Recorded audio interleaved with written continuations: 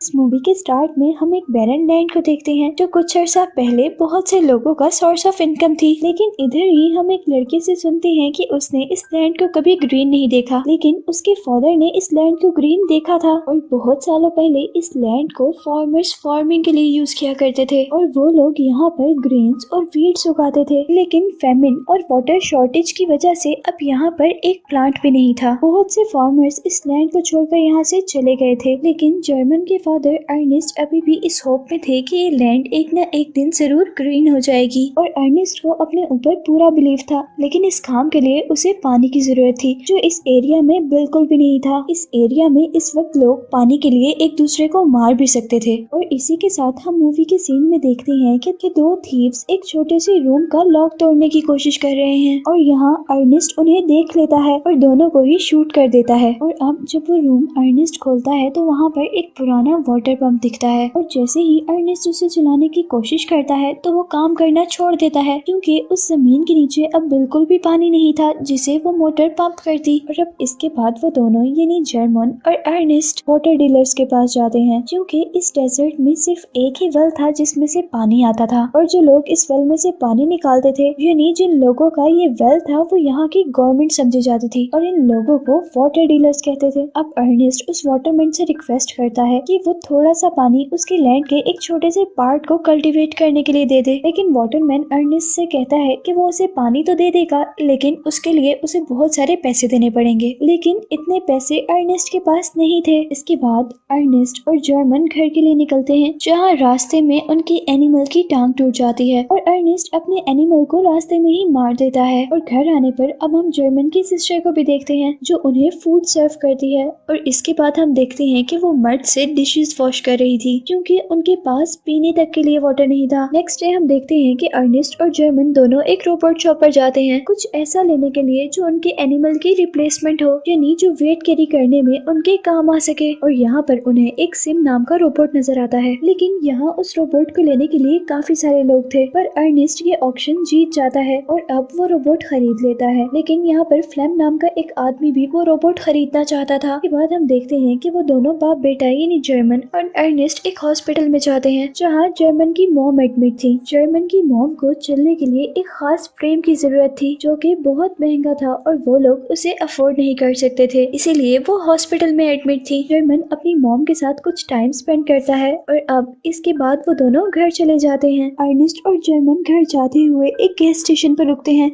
जहाँ अर्नेस्ट अपनी प्यास बुझाने के लिए पेट्रोल पीता है और यहीं पर उन्हें एक कपल मिलता है जो उनसे पानी मांग रहा था और साथ ही वो अर्नेस्ट से रिक्वेस्ट करता है कि वो उनका बेबी ले ले। वो अपने बेबी को सेल करना चाहते थे क्योंकि उनके पास इतने सोर्स नहीं थे कि वो अपने बेबी की टेक केयर कर सके। यहाँ अर्नेस्ट उसे एडवाइस करता है कि तुम अपने बेबी को सेल ना करो और वो उसे कहता है कि मैं तुम्हारी पानी से हेल्प कर दूंगा। और यहाँ ये लड़का अर्नेस्ट को उसकी बेटी के सीक्रेट रिलेशन के बारे में भी बताता है और फिर अर्नेस्ट घर जाने पर अपनी बेटी से ये सब कुछ पूछता है और वो लड़की सब कुछ मान जाती है और वो अपने फादर को कहती है कि आप मेरे फ्रीडम को खत्म नहीं कर सकते, मैं आपसे नफरत करती हूँ। और इस बात पर अर्नेस्ट को बहुत ज्यादा गुस्सा आ जाता है और वो उस लड़की को रूम में लॉक कर देता है। इवन वो उसके रूम की विंडोज को भी सील कर देता है। एक दिन अर्नेस्ट और जर्मन देखते हैं कि उनका रोबोट वहाँ पर नहीं है, किसी ने उनका रोबोट चुरा लिया था। अर्नेस्ट को लगता है कि उसका रोबोट फ्लैम ने चुराया है जो उस रोबोट को पहले से खरीदना चाहता था। दूसरी तरफ अर्नेस्ट को वाटरमैन पकड़ लेते हैं क्योंकि उनको लगा था कि अर्नेस्ट ने उनकी वाटर सप्लाईज चुराई हैं। जहाँ वाटरमैन उसे एक जोर का पंच करता है जिससे वो नीचे गिरता है और बेहोश हो जाता है। और अब जब अर्नेस्ट को होश आता है तो तब रात हो चुकी थी। अर्नेस्ट वाटरमैन को बताता है कि उसने पानी नहीं चुराया, लेकिन वाटरमैन उसकी बात ना मानते हुए उसकी पिटाई शुरू कर देता है और यहाँ दोनों में फाइट होती है और आखिर अर्नेस्ट अपनी राइफल लेने में कामयाब हो जाता है।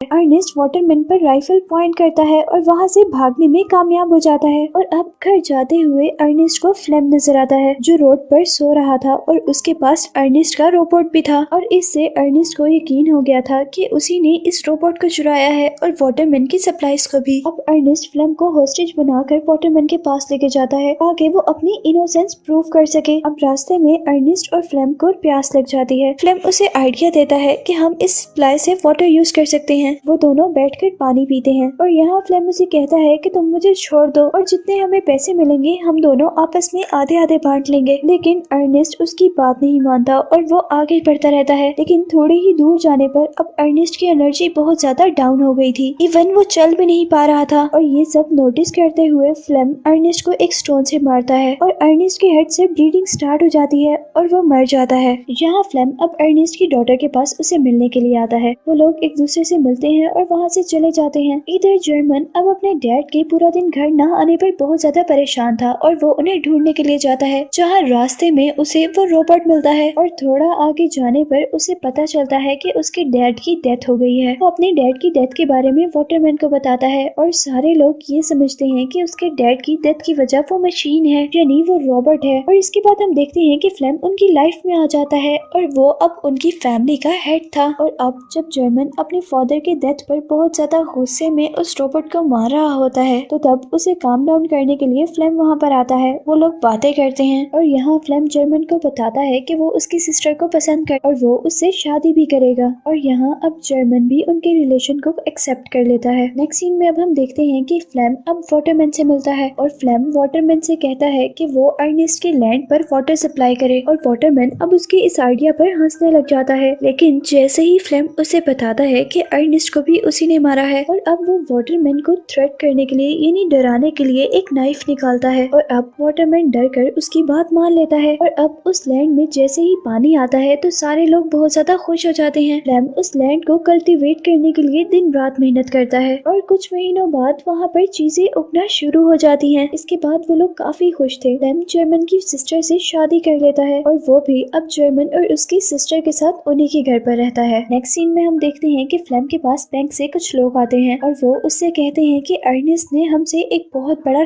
कर्जा लिया था और क्योंकि अब उसने वापस नहीं किया इसलिए ये लैंड अब उनकी हो सकती है। लेकिन इस लैंड को कल्टीवेट करने के लिए फ्लेम ने बहुत मेहनत की थी और वो इतनी आसानी से ये लैंड किसी को नहीं दे सकता था। लेकिन वो पैसे भी फ्लेम के लिए बहुत ज्यादा थे जो अर्नेस्ट ने बैंक को देने थे और अब उसे उन पैसों का इंतजाम करना था। फ्लेम अब अपने फ्रेंड के पास जाता है जो कि वही लड़का है जो हमें मूवी के स्टार्ट में मिला था, जो पहले अपने बेबी को सेल करना चाहता था। क्योंकि फ्लेम जानता था कि वो अपने बेबी को सेल करने वाला है, इसलिए फ्लेम उसे अपने साथ अपने घर लेकर आता है ये देखने के लिए कि उसके बेबी की कितनी कीमत हो सकती है।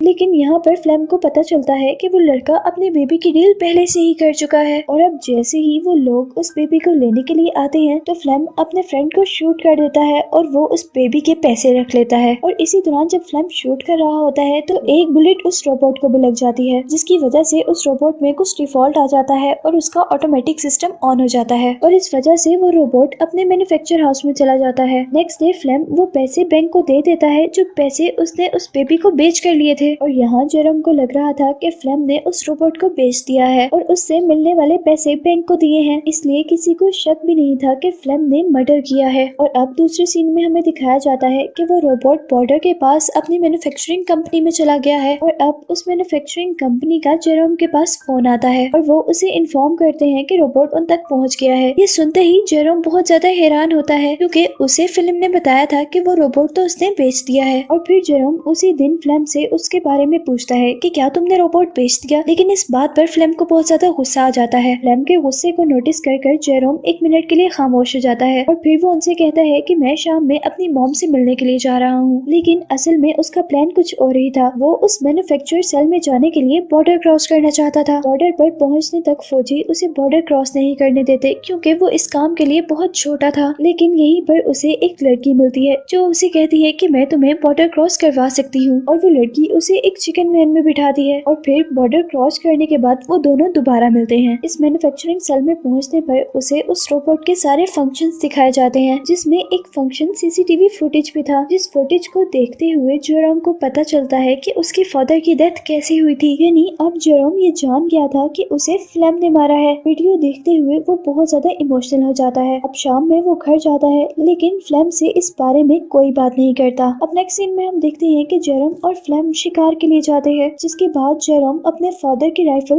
अपने बेड के नीचे छुपा देता है और खाने के टेबल पर फ्लेम से कहता है कि तुम्हें रॉबी बुला रहा था, यानी वो लड़का जिसे फ्लेम ने मारा था। फ्लेम एक मिनट के लिए हैरान होता है कि रॉबी उसे कैसे बुला सकता है जबकि वो तो मर गया है। और फिर नेक्स्ट डे फ्लेम को एक लेटर रिसीव होता है जो जेरोम ने ही रॉबी के नाम से फ्लेम को लिखा था, जहाँ रॉबी उसे एक स्पेसिफिक जगह पर बुला रहा था। फ्लेम अभी भी कंफ्यूज था, लेकिन वो अब वहाँ जाने का डिसाइड करता है, ये देखने के लिए कि क्या रॉबी अभी तक जिंदा है। और फिर वो अपनी वाइफ से मिलने के बाद उस जगह पे चला जाता है जहाँ पर रॉबी ने उसे बुलाया था। और वहाँ जाने पर वो जोर जोर से रॉबी को आवाज देता है, पर अचानक एक गड्ढे में गिर जाता है और गिरते हुए उसकी दोनों टांगे टूट जाती हैं। और यहाँ अब उसके सामने जेरोम आता है। फ्लेम उसे मदद के लिए बुलाता है, लेकिन जेरोम उसे शूट कर देता है। और यहाँ मरते हुए फ्लेम को एहसास होता है कि जेरोम सब जान गया है और वो जेरोम से कहता है कि ये सब एक एक्सीडेंट था। और फिर 2 दिन बाद जेरोम घर आता है, जहाँ पर जेरोम की सिस्टर अभी भी अपने हस्बैंड का वेट कर रही थी, लेकिन जेरोम उसे ऐसा फील करवाता है कि उसे उनके बारे में कुछ भी नहीं पता। वो अपनी सिस्टर से कहता है कि उसे अपने हस्बैंड का थोड़ा और इंतजार करना चाहिए। यहीं पर वो लड़की उससे कहती है कि अब हम अपनी मॉम को घर ला सकते हैं, क्योंकि अब हमारे पास इतने पैसे हैं कि अब हम उनका वो एक्सपेंसिव फ्रेम अफोर्ड कर सकते हैं। मूवी के लास्ट सीन में हम देखते हैं कि जेरोम ने उस रोबोट की सारी मेमोरी डिलीट कर दी थी ताकि कोई भी ये सच ना जान सके, और इसी को दिखाते हुए ये मूवी एंड हो जाती है।